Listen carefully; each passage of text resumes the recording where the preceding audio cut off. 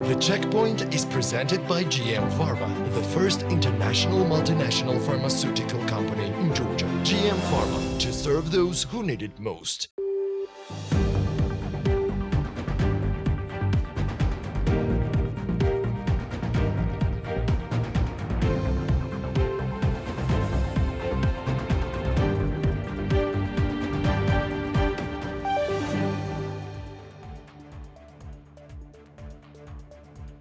The World Bank has revised Georgia's economic growth forecast for 2025, lowering it by 0.5 percentage point. According to the new forecast, growth this year is expected to be 5.5% instead of the previously projected 6%, as stated in the Global Economic Prospects report published by the World Bank.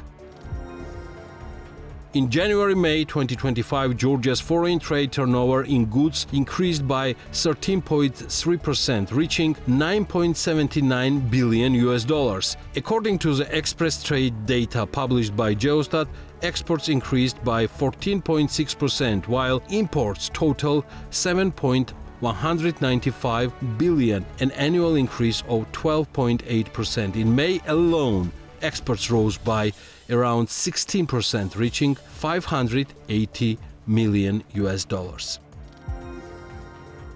In the first quarter of 2025, Georgia received $179 million in foreign direct investment, which is 7.7% less than the same period last year. Moreover, this is the lowest quarterly FDI figure since Q1 of 2021. One of the contributing factors to the decline was the negative FDI flow in the financial sector, which recorded minus $26 million in Q1. According to Geostat, the largest investment, $70 million, was made in the energy sector, followed by $52 million in communication and IT, and $27 million in manufacturing.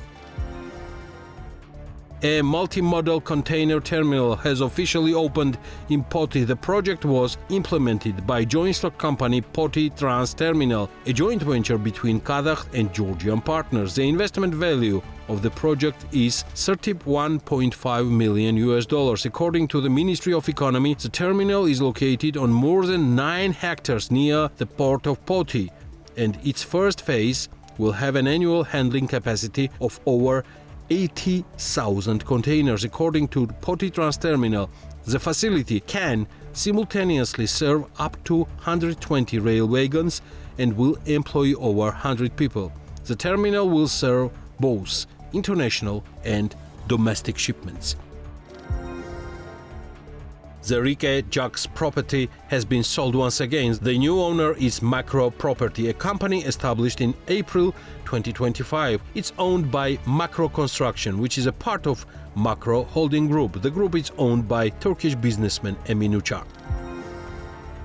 Georgia Pension Fund has published its investment performance results. The total value of the fund's assets has reached 6.9 million Georgian lari, of which 5.2 billion Georgian lari consists of participants' contribution and 1.7 billion Georgian lari represents investment returns. According to the pension agencies, the number of system participants had reached approximately 1.4 million by the end of May.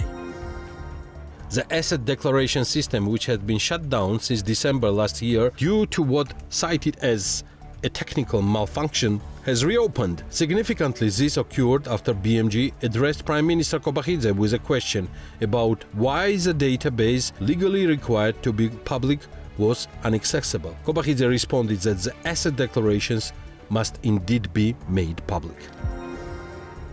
Amid the ongoing tensions between Israel and Iran, a total of 19 flights were cancelled from Tbilisi and Batumi airports on June 14th. According to TAV Georgia, 15 flights were cancelled from Tbilisi airport to the following destinations: Abu Dhabi, Sharjah, Erbil, Delhi, Dubai and Tel Aviv. 4 flights were cancelled from Batumi, 2 to Israel, 1 to Iran and 1 to UAE. On June 13th, a total of 16 flights were cancelled from both airs. This is The Checkpoint. I'm Elena Kwanjilashvili, author and the host of the show, and the Checkpoint's team is ready to sum up business and economics week for you. On 30th May 2025, Fitch Ratings affirmed Georgia's long-term foreign currency issuer default rating at BB with a negative outlook. The BB rating is supported by Georgia's high level of economic development relative to BB peers, a credible macro-fiscal policy framework, moderate public debt, and sound banking sector. These are balanced by relatively high financial dollarization, high exposure of public debt to foreign currency risks, and weaker external finances than peers, including moderate international reserves and relatively high net external debt. The negative outlook reflects heightened political risk and possible external liquidity pressures. International reserves were 4.52 billion USD, equivalent to 2.3 months of current account payments in April 2025, according to Fitch, recovering from a 13% month-on-month drop in October 2024, when the National Bank of Georgia sold reserves to support the currency. However, they are still 17% below the August 2023 peak, while net international reserves are 33% below September 2024 levels. Immediate liquidity risks are low, according to the Fitch, but the reserve position is vulnerable to a sharp drop in market sentiment, triggered, for example, by a sharp increase in political risks in Georgia, resulting in higher dollarization or capital flight. Fitch expects the NBG to continue FX purchases, notwithstanding its commitment to a floating exchange rate, which could ease pressure on reserves. Fitch forecasts reserves to average 2.2 months of current account payments in 2025 to 2026. Georgia's large current account deficit relative to peers is a consistent credit weakness and is set to continue, with Fitch projecting it will average 4.6% of GDP in 2025 to 2026, primarily driven by a large goods deficit. The tourism sector, with average annual growth of 12% in 2023 to 2024, will support a solid services surplus. Georgia's net external debt at 43% of GDP as of 2024 is nearly 3 times the BB median. However, risks are mitigated by high intercompany lending in the debt stock. Foreign direct investment flows in US dollar terms fell by 34.5% year-on-year to 4% of GDP in 2024. Fitch assesses likely reflecting investor concerns about heightened political risks following the passage of a controversial transparency of foreign influence law and disputed elections. Fitch forecasts net FDI to recover in 2025 to 26 to an average of 3.8% of GDP, albeit still insufficient to cover the current account deficit, Fitch says.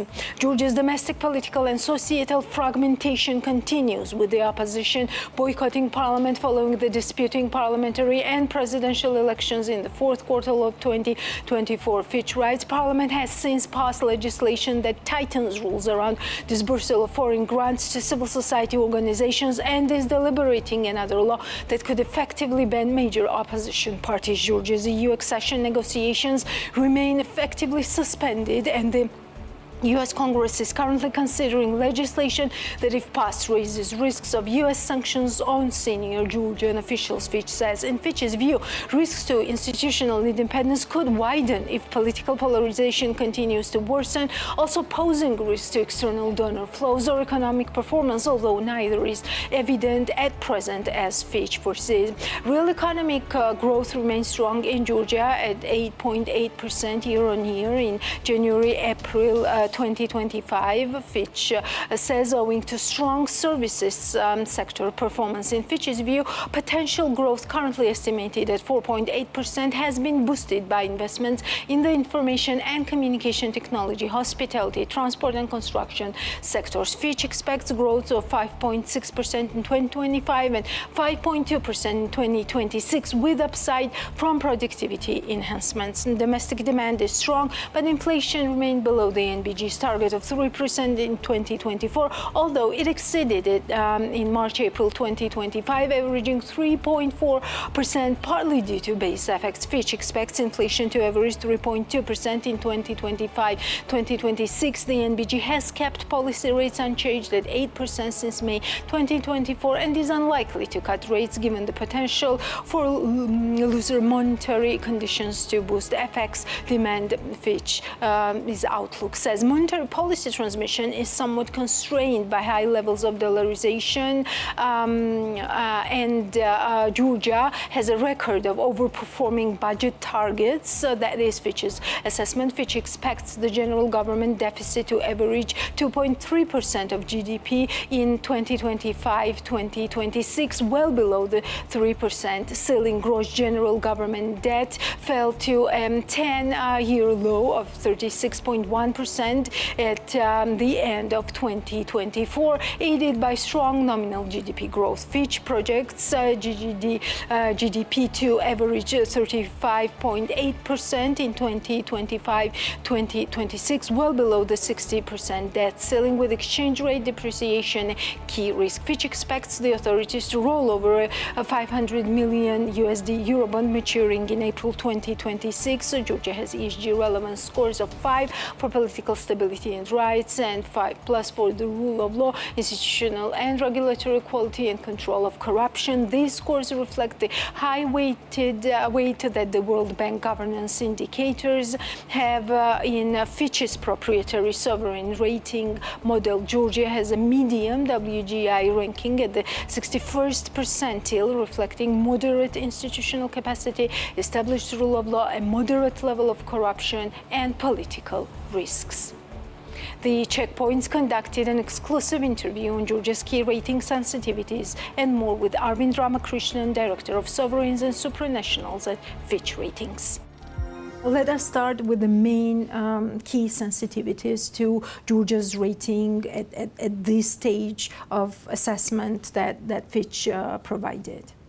So as you know, we recently affirmed Georgia's rating at BB with a negative outlook, and the key negative rating sensitivities for Georgia, the topmost remains the pressures on external liquidity. So since we saw a drop in international reserves in October of last year, the reserves have been inching back up, but it still is a cause of concern, if you like, because they are still below their August 23 peak. So any further sustained decline in international reserve levels could be negative for the rating.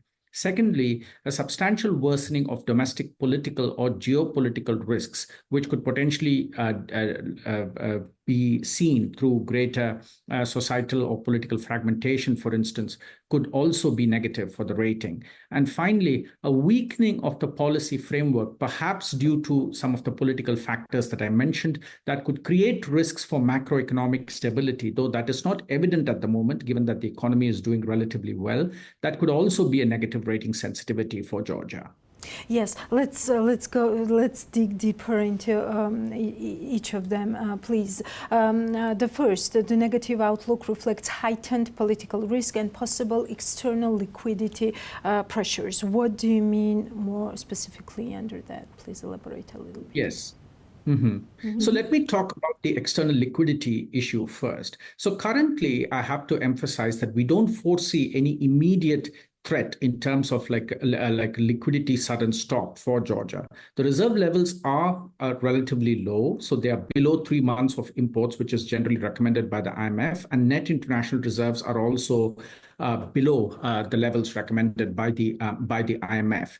But what is key is that if there is a stoppage or a substantial reduction in FX inflows, currently that is not evident because like the services sectors are doing pretty well, exports are doing well, tourism sector is doing very well indeed, as you know, so there is adequate FX supply in the economy. If something were to happen to impede that, then you could see an increase in risks. And this will become particularly pertinent in case the authorities do not roll over a $500 million Euro bond, which is set to mature in April of next year. In that event, they would have to find the reserves to pay off this bond. On the political front, so we are no longer seeing the kind of political violence or the very severe political tensions that we saw, say, in May and October of last year during the transparency law and the parliamentary elections, respectively. At the same time, the opposition, as you know, is continuing to boycott parliament, and relations with many Western partners, most notably the EU, remains quite strained. And that in itself is leading to political polarization within the country. So in that context, given some of the measures, the legislative measures that the government has been undertaking, the local elections in October of this year could be an important flashpoint for tensions that we will be watching. Also, Fitch has a special focus on FDI inflows in Georgia in this current updates, and you have covered all updates on new laws that create risks to external donor flows or economic performance as per Fitch. Why is it an important focus? Well, FDI tends to be quite important because Georgia runs structurally large, relatively large current account deficits. So how does Georgia actually finance those deficits? It's fundamentally either through FDI or through some other capital inflows or by running down reserves. Now, so which is why FDI becomes quite important. And FDI has historically been relatively stable in Georgia. But since the start of last year, we have seen a decline in FDI levels. And indeed, this week, the first quarter FDI data was released. And in the first quarter, FDI has declined by 8% in year-on-year terms. Right, which means that there is an increasing risk that current account deficits may not be adequately financed.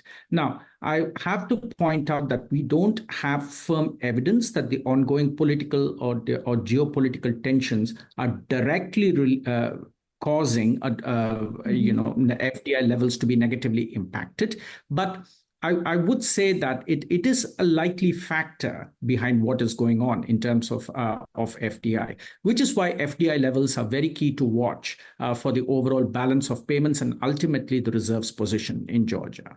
Yes, you also consider as a factor, and it was also highlighted in your last update, U.S. Congress currently considering legislation that, if passed, raises risk to U.S. sanctions on senior Georgian officials. Why is that important?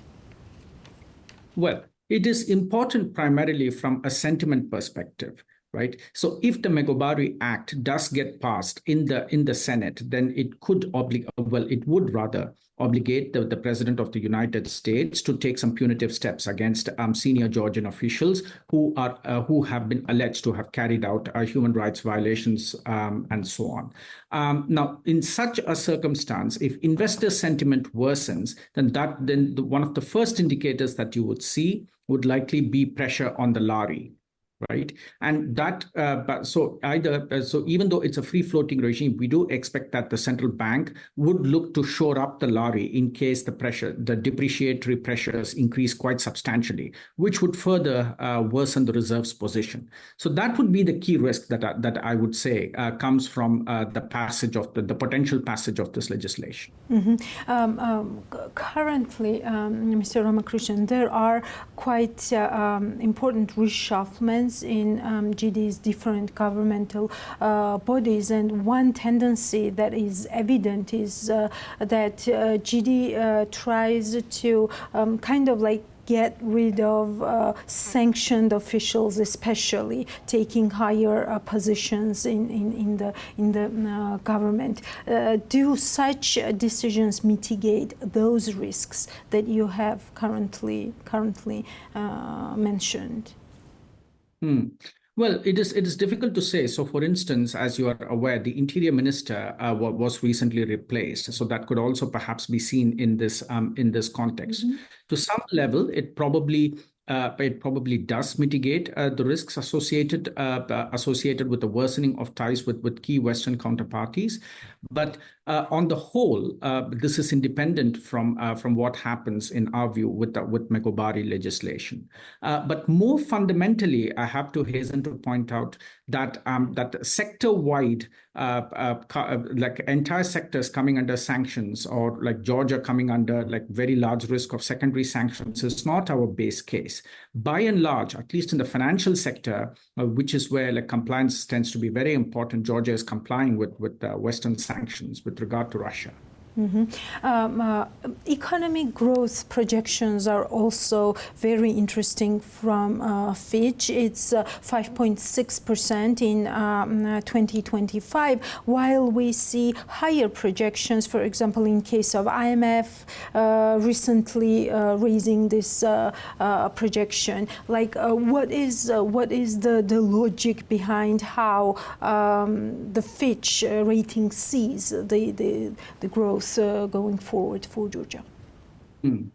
Yeah, you're right. So if we look at economic performance year to date, so in January to April, cumulatively, based on preliminary estimates, the economy has grown by 8.8%. And as you mentioned, the IMF is projecting over 7% growth for this year. I would say that there is an upside to the projection that we have, which is relatively conservative of 5.6%. I would say that we have baked in some risk associated with the uncertainty over the political issues, some of which we have discussed, the potential for sanctions, again, what we have discussed. So there is certainly upside to our projections, I would say. I don't know if you already know, but Levon Davitashvili said that ratings for Georgia should be much higher, and that they would work more closely with rating companies. Our rating criteria is quite impartial and quite transparent. It's freely available, and it is applicable equally to all the countries that we cover. That is why it is very important that we have an objective set of criteria that we believe are accurately used to measure the sovereign credit risk of any given country. So in that sense, we have also applied that to Georgia. We have a rating model, and then we have qualitative adjustments, which we have made in Georgia's case on the structural factors as well as on the external finances factor to arrive at the credit rating, which we think represents accurately, especially in comparison to peers, what the credit rating of Georgia is. And the negative outlook for Georgia reflects, as we have spoken about earlier, the external liquidity pressures, as well as some of the political issues and geopolitical risks that Georgia is going through at the moment. And in that sense, I mean, we are quite neutral in terms of which political party is in power, for instance. We consider things like World Bank governance indicators, which again provide a standardized metric of assessing some measures of political risk. And that is how we have arrived at our rating. Fitch expects the authorities to roll over a 500 million USD Eurobond maturing in April 2026. You also mentioned this earlier in our conversation. What type of factor this is, and do you think it will become more expensive for Georgia? Well, I mean, obviously, deciding to issue debt to roll over this bond, I mean, if the authorities choose to do that, then it would clearly be determined by market conditions as well. Yes.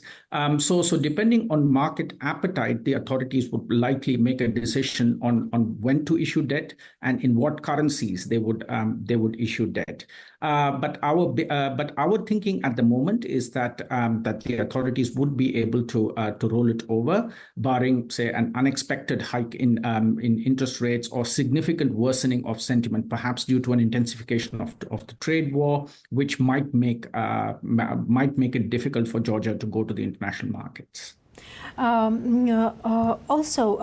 remembered and I looked through like all the updates that Fitch has done on Georgia recently, and in February Fitch wrote the following: in Georgia, political tensions have had no material impact on consumer confidence or banks' profitability or the economic growth in general. Can we say that this tendency is being kept to this point as well?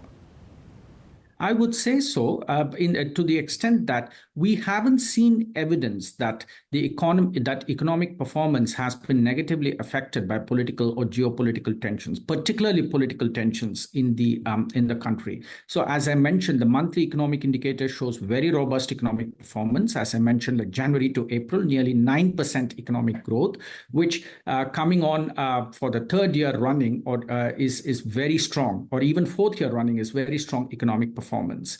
The tourism sector continues to do very well. Personal consumption metrics are also doing pretty well. So from that perspective, there is little evidence that there has been a real negative economic spillover from political tensions into macroeconomic performance. Do you also look at fiscal parameters like tax revenues, and what tendencies do you see there? Because I haven't seen in your updates any focus especially on, for example, like tax revenue, collecting tax revenues. Do you see any tendencies there? Because this is the subject currently within the inner expert circles, economists, analysts. This is quite a discussion going on in Georgia currently. Yes, I mean the reason that it is not a top focus in our in what we have published is because this is an area where Georgia has tended to do relatively well. So in 2024 as well, even though it was an election year, so they overperformed their budget deficit targets, and we expect the general government deficit to average about 2.3% of GDP for 2025 and 2026, which is pretty much both within target and also sustainable for Georgia. And importantly, when it comes to public debt, debt is now below pre-pandemic levels, helped by a stable and strong currency. Because, of course, I mean, Georgia's public debt profile is vulnerable to lari depreciation. And so we expect that from a fiscal management perspective, from a tax revenue collection perspective, and also from an expenditure execution perspective, Georgia has maintained relatively good discipline. IMF's program for Georgia. This issue is regarded like for Georgia to have the program is regarded as one of the strong points to draw investments and to boost the investor confidence. Today, we don't know what is the exact position of the GD government towards this program, and we haven't yet seen the deep assessment of why the program has been stopped in Georgia. Article 4 consultations report might shed some light on these topics, and we are looking forward to that. But what is your take, Mr. Ramakrishnan? Do you think Georgia needs? Do you think that could be an asset for Georgia to have a separate program with the IMF in current situation, looking at the risks that we have looked? Well, firstly, we haven't seen public evidence that the Georgian authorities are seeking an IMF program. Mm-hmm. That said, given that the authorities will likely be going to the markets to refinance the upcoming Euro bond, it wouldn't be improbable if they did seek an IMF program, and not necessarily because Georgia needs it from a fiscal perspective for sure, but because such a program would likely be precautionary. But in our opinion, I mean, a program, an IMF standby or precautionary program, would indeed, as you mentioned, give some confidence to the markets, particularly when a country is coming to the markets for an issuance in foreign currency. So it wouldn't be inconceivable if there were negotiations between the Georgian authorities and the IMF for some kind of a program. And looking forward, looking forward into the future outlook, from this standpoint, do you see the ground for Georgia recovering its perspective to the positive again in the short term? Well, I mean, here I think it would be helpful if I mention what the positive sensitivities, rating sensitivities for Georgia are. So, number one is continued strong economic performance despite political uncertainty and geopolitical risks. And as we have discussed previously, to some extent, it could be argued that Georgia is actually demonstrating that in quite a robust way because the economy is doing very well. If we had the sustained confidence that the economy is resilient to the domestic political and geopolitical developments, then that could cause us, other factors being equal, to revise the outlook back to stable. Secondly, a stabilization of the international reserves position would also give us confidence because there was a significant drop, 13% month on month in October. And as I mentioned, even though it's been edging back up, it's still below its mid 2023 level. So we would like to see greater consistency in a buildup of reserves.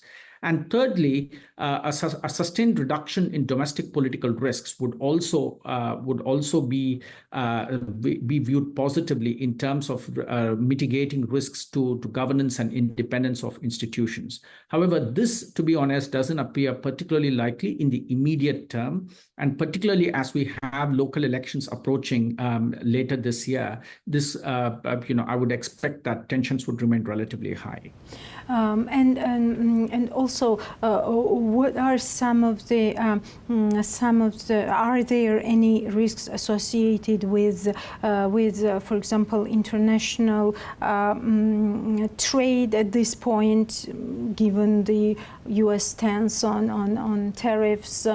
Could that affect Georgia's economy? What is Fitch's assessment on that? And also like donor and financial assistance from the international financial institutions. Do you see this also as factors, and what type of factors are these? Yeah. On your first question on trade tariffs and risks to Georgia, the direct risks to Georgia from potential U.S. tariffs are very minimal. Because Georgia's direct exposure to, in terms of the export share to the US is low, and most of the exports are things like ferroalloys, which are exempt anyway. So we don't see much in terms of a direct hit to Georgia from US, either existing or potential US tariffs, and that is unlikely to change in our opinion. Of course, indirectly, there could be impacts which may be hard to disaggregate, given that, Georgia exports to EU countries, for example, which have much more direct trade exposure to the US. With regard to maintaining importance in the middle corridor route, for instance, we expect that at least for the immediate future, that is for the next 1 or possibly 2 years, notwithstanding a potential resolution of the war in Ukraine, Georgia's role in the middle corridor in terms of transshipments will remain significant because trade routes have adapted since the start of the conflict in Ukraine, and we don't expect that those will be unwound quite quickly. In the immediate future, and also donor and financial assistance. Again, we have not seen evidence currently that this is happening. That international donors are staying away from Georgia. We have heard anecdotally that there may be 1 or 2 multilateral lenders which have paused or are slowing down new sovereign lending to Georgia, but this cannot be confirmed. But more broadly, the relationship with the international lenders seems to be largely on track with regard to Georgia.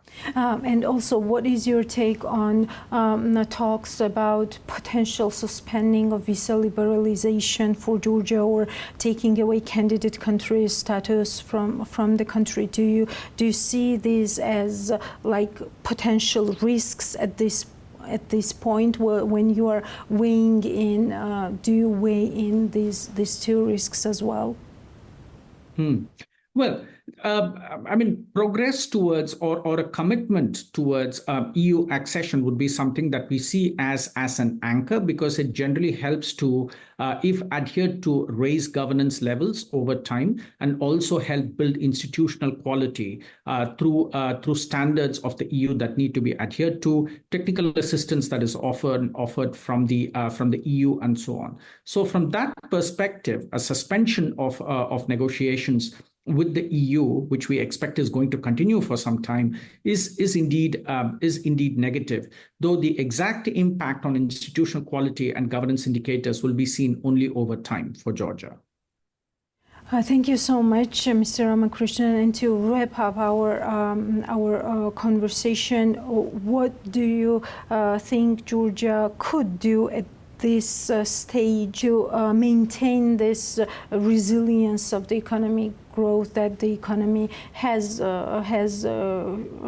shown? Because we often talk about the Russian booster, so-called Russian booster, after the Russia-Ukraine war. Is its weight still big in Georgia's economic resilience? I would refer back to the positive rating sensitivities that I mentioned, which could potentially result in the removal of the negative outlook on Georgia.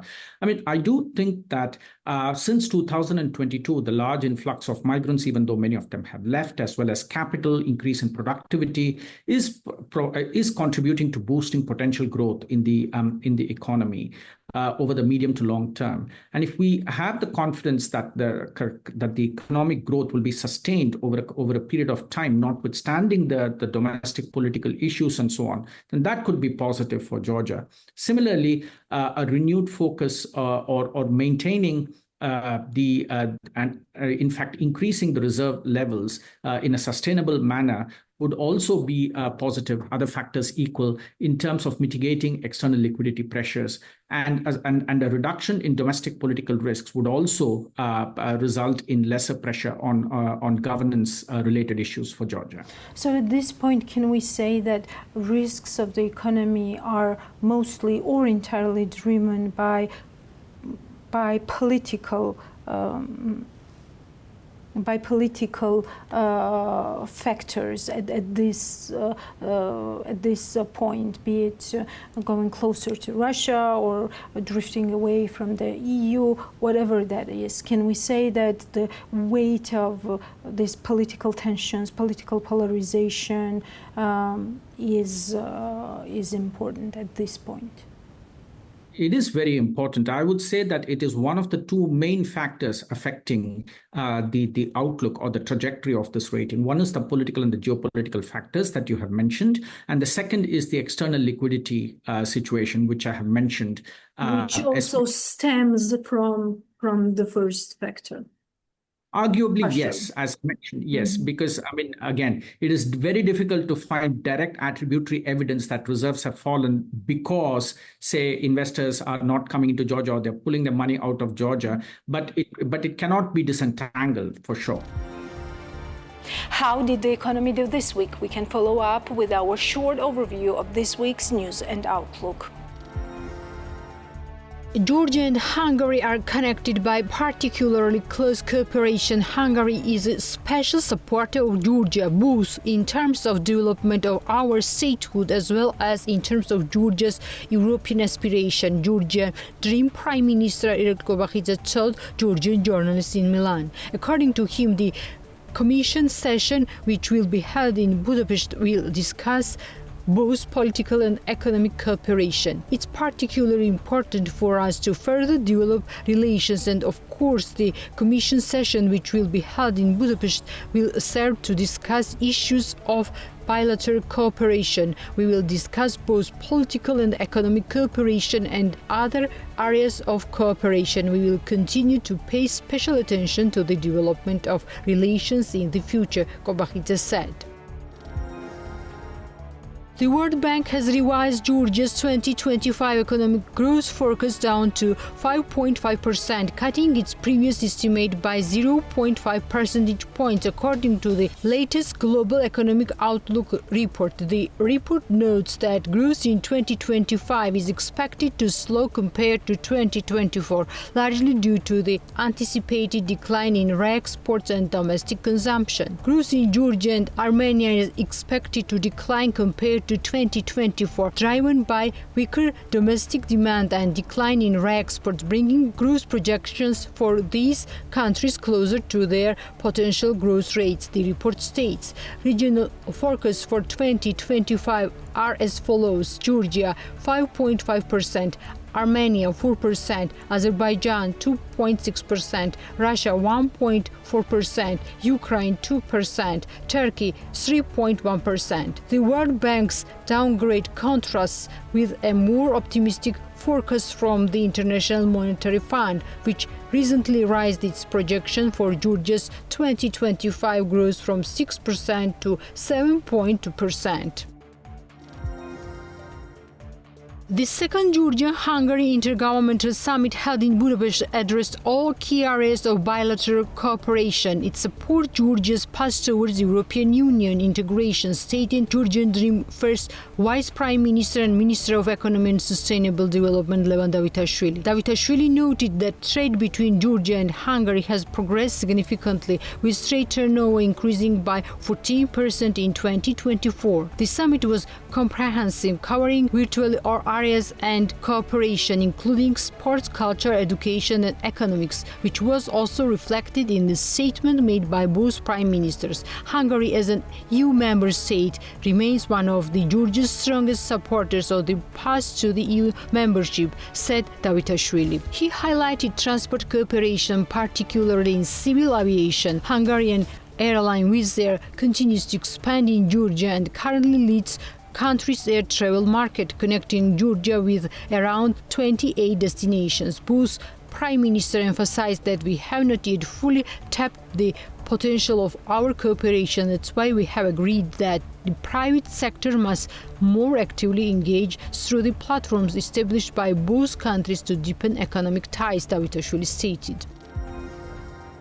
Starting this autumn, young people in Georgia aged 18 to 30 will be able to access the European Youth Card, also known as the Opportunity Card, which offers more than 25,000 discounts in 14 European countries. The initiative was announced by Tbilisi Mayor Kakakaladze during Tbilisi Municipal Government meeting. The European Youth Card will soon become part of this extensive network. The Tbilisi City Hall holds the exclusive license for the card's distribution in the country. The European Youth Card is already actively used by nearly 9 million young people across Europe, and Georgia soon become part of this extensive network.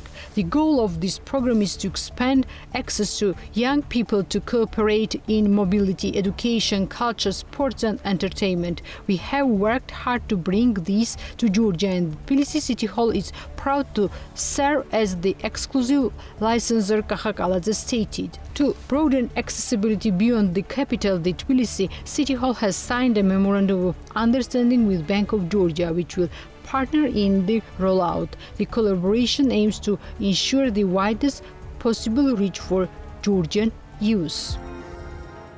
While discussions are ongoing among EU member states regarding potential responses to recent developments in Georgia, the majority are currently opposed to suspending the visa-free regime, according to EU Ambassador to Georgia, Paweł Hierczynski. Ambassador Hierczynski made the comments in response to a statement by Polish Prime Minister Donald Tusk, who said he was ready to limit or suspend visa-free travel, including with Georgia, to address concerns related to illegal migration. According to Hierczynski, EU member states have been deliberating for months on how to respond to actions, decisions, and legislation passed by the Georgian government that appear to be distancing the country from the EU. He emphasized that this resistance stems from a desire not to penalize Georgian citizens for decisions made by their political leadership. He reiterated that as of now, Georgian citizens can continue to enjoy visa-free travel to the EU, though discussions among member states are ongoing. Since several years, Georgia has enjoyed a privileged relationship with European Union. We have extended to Georgians a possibility to travel visa-free to Europe. We have extended possibility for a free trade area. We have 3 years ago, Georgia applied to become a candidate country. And in 2022, we have granted Georgia formally a status of a candidate country to the European Union. But for the last period, for nearly a year, unfortunately, things are not going well when it comes to EU-Georgia relationship. I have been telling Georgians very openly that things are at its low point. And there is a reflection ongoing for many months now. What should we do as European Union in response to the actions, decisions, legislation of Georgian authorities that is bringing Georgia away from the European Union? And the question, of course, is if this privileged relationship that Georgia has enjoyed is still merited. And discussions are ongoing among member states about what to do. And one of the ideas has been to suspend visa-free. This depends on member states. And in order to do it, 2/3 of member states have to decide. Those discussions have been going on for many months. This is just another voice. For the moment, this is not the case. And I would say that majority of member states is against it for a very simple reason. We don't want to make ordinary people to pay for the decisions, actions and legislation that has been enacted in Georgia by the authorities. This is why we have decided for the moment to suspend visa-free for holders of diplomatic and service passports, not for the holders of ordinary passports, but the discussion continues. And at the end, it will be a decision of member states. For the moment, let me assure you that Georgian citizens can enjoy visa-free travel to European Union. These are only representatives of the authorities, those who have diplomatic passports that require a visa to go to the European Union. Polish Prime Minister Donald Tusk recently spoke in Parliament about the risks of illegal migration and mentioned Georgia in this context. He stated that he is prepared to use available legal tools, including limiting or suspending visa-free travel to mitigate migration risks. Tusk clarified, however, that this applies not only to Georgia but also to other countries whose citizens may pose risks to public order in Poland and across Europe. This is blackmail in general. Blackmail remains blackmail. However, these threats are very regrettable and unfortunate. This is how Prime Minister Irakli Kobakidze responded to a journalist's question regarding Polish Prime Minister Donald Tusk's recent statement on potentially suspending visa-free travel with Georgia. According to Kobakidze, the Georgian people should not be subjected to threats simply because some people do not like the democratic choices made by the Georgian people. Of course, this is deeply regrettable. Yesterday, we heard threats directed at the Georgian people in the Polish parliament, which naturally does not reflect well on the image of the European bureaucracy in Georgia. I hope that this attitude will change in the future. The Georgian people cannot be threatened simply because some individuals disapprove of their choices. Last year, our citizens clearly supported peace, national development, and European integration. Whether some people like it or not, this choice must be respected. Threatening the Georgian people is entirely unacceptable, said the GD Prime Minister. He emphasized that such pressure tactics have not been effective in the past and will not sway public opinion in Georgia today. I believe this is an attempt at blackmail, hoping to influence the political process in Georgia. But the reality is that this type of pressure has been applied for years and has never worked on the Georgian people. So yes, blackmail will remain blackmail, and these threats are truly regrettable. Kobakidze summarized.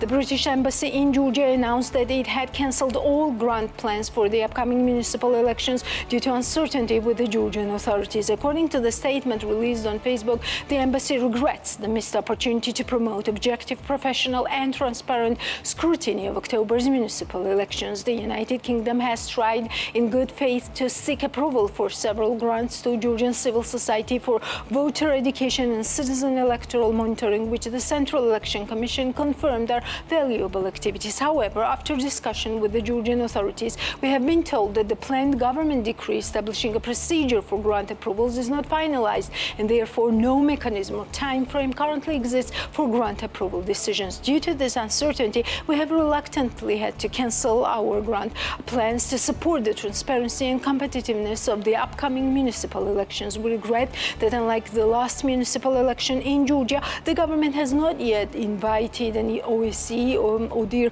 monitoring mission and is not facilitating grants for the citizen election monitoring. The absence of professionally trained election monitors working to internationally accepted standards would represent a backward step that could reduce public confidence in the transparency of the democratic process in Georgia. The United Kingdom reaffirms its readiness for dialogue on how it can support Georgia's democratic development and regrets this missed opportunity to promote objective, professional and transparent scrutiny of October's municipal elections, reads the statement. Speaker of GD Parliament Shalva Papuashvili has publicly accused the British ambassador of interfering in Georgia's electoral process. According to Papuashvili, the ambassador's objective was to influence public opinion against the ruling party Georgian Dream and to support a change in government. Why did the British ambassador interfere in the elections? This is the accusation I'm making against him, Papuashvili stated. He asserted that the ambassador sought to defeat the Georgian Dream and install another political force in power. Let's ask, who exactly did they want to bring to power, he added, referencing the findings of an investigative commission that, according to him, reveals efforts to destabilize the country. Papuashvili further criticized what he described as evasive behavior by foreign diplomats. Ambassadors play hide and seek, sometimes speaking out, other times staying silent. But once they enter Georgian politics and participate in the pre-election campaign, they must act like political players and provide answers. Why did the British ambassador interfere in the elections? This is the accusation that I make against him. Was this an attempt to influence the formation of opinion against Georgian Dream? We need to do a content analysis of this article, a linguistic analysis and a legal analysis. I will fail all three tests, said Shalva Papuashvili. On to Natia Taktakishvili, who will summarize the week in business. Natia, the floor is yours. Former TV presenter Maya Satyani has embarked on a bold new journey, founding her own cosmetic brand Emasati after stepping away from a long media career. Sparked by childhood passion and a drive to reinvest herself, Satyani turned a modest 3,600 lari investment into fast-growing beauty business. I asked myself, where do I wanted to create something that looked like Dior but cost 79 lari, Satyani said, who introduced her first 100 units in December, selling out within a single evening. Within 6 months, Emasati became profitable and officially registered as a VAT-paying business, a significant milestone for any startup. Initially available only online, Emasati products are now sold in beauty salons across Kutaisi, Zugdidi, Batumi and Tbilisi. Emasati currently offers 3 product lines, including the best-selling pearl line, which has faced constant sellout due to the overwhelming demand. All products are proudly developed and produced in Georgia with formulation created at ISO-certified laboratory Comfort Academy. Looking ahead, Satyani aims to create Emasati to the global stage, participating in international beauty exhibition and capturing the attention of industry professionals. I want international experts to try my products. It will be interesting to see how they evaluate Emasati, Maya Satyani said. Batumi's hospitality landscape is expanding with the upcoming opening of Hampton by Hilton Batumi Center, an international brand hotel currently in its financial stage of construction. This is one of 143-room hotel in the latest project by Turinvest Group, a company that has played a key role in Batumi's development as a business and tourist hub since 2008. Notably, Tourist Group was the first to bring the Hilton brand to Georgia with the launch of Hilton Batumi, a milestone that helped evaluate the country's presence on the global tourist map. Located at Rustaveli Street, one of Batumi's most vibrant and popular areas, Hampton by Hilton Batumi Center offers direct access to the beach and city center, making it ideal for both leisure and business travelers. As the Georgian hotel market sees a saturation of 5-star offerings, mid-range branded options remain limited. Hampton by Hilton fills this gap by providing internationally recognized quality, modern design and affordable comfort, giving it to a strong competitive edge. The opening of Hampton by Hilton Batumi Center is expected expected to further boost Batumi's tourist appeal and contribute significantly to the hospitality sector in Ajara. A new high-quality choice for travelers will soon join the growing tourist map of Batumi. McDonald's Georgia has officially opened its 27th restaurant in Didube at Tornigeri Street, just 5 minutes walk from Didube metro station and near Kikwidze Garden, one of the city's iconic green spaces. The new location is designed for 210 guests and features the latest in modern technology and consumer-focused amenities, including high-speed Wi-Fi, mobile app ordering, and table services. Customers can even order directly from their seats using a table number and charge their devices at the contactless stations. According to Elena Bagaturia, head of marketing in McDonald's Georgia, the restaurant reflects McDonald's ongoing commitment to the customer comfort. A green wall made from living plants enhances the space with both aesthetic and environmental benefits, helping to improve air quality and humidity. McDonald's is more than just a place to eat. It's a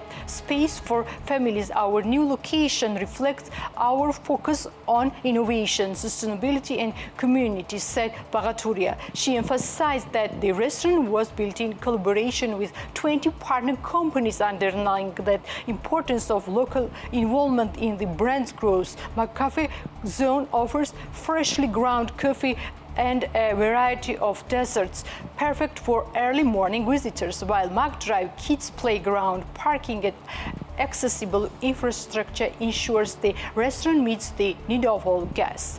With 60 employees already on board and more to come, McDonald's Georgia continues to grow its presence while upholding high standards of services, sustainability, and innovation.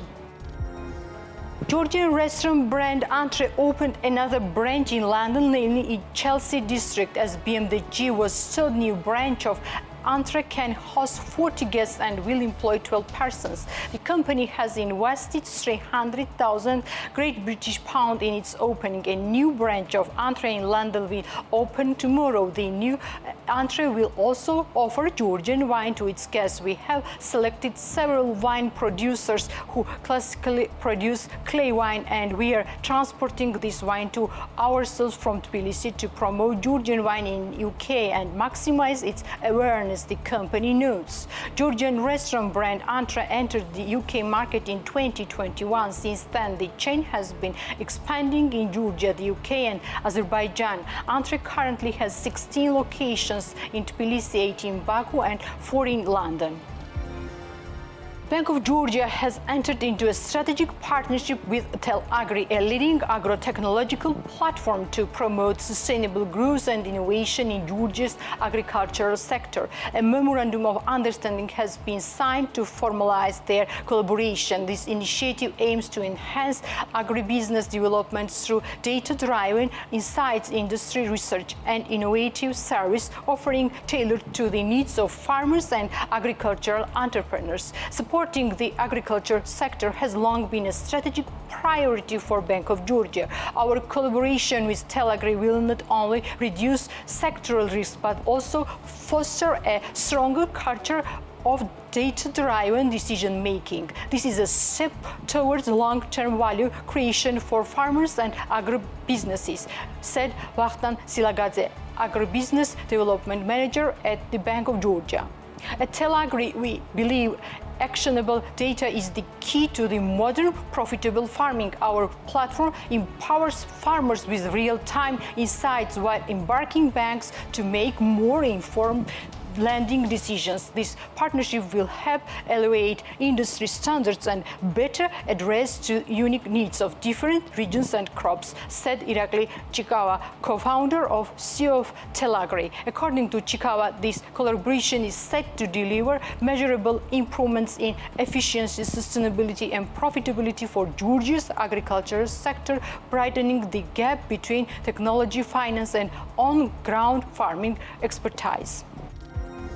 With this to think about, I will tell you goodbye for this week. See you next Sunday.